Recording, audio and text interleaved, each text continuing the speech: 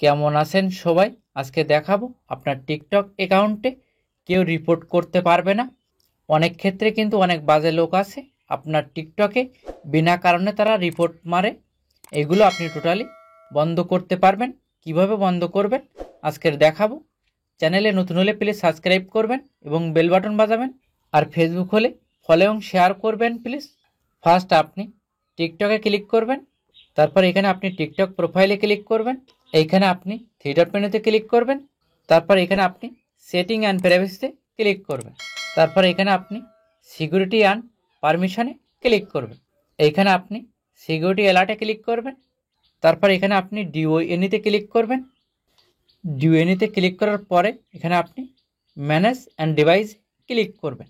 Manage ডিভাইসে click করার পরে আপনার টিকটক অ্যাকাউন্টটি অন্য কোনো ফোনে লগ ইন আছে কি না দেখাবে।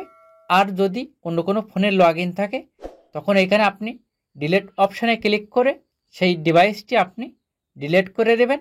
এই দুটি অপশান অন করলে আপনার টিকটক অ্যাকাউন্টে কেউ রিপোর্ট করতে পারবে না। প্লিজ সাবস্ক্রাইব করে সাথে থাকুন।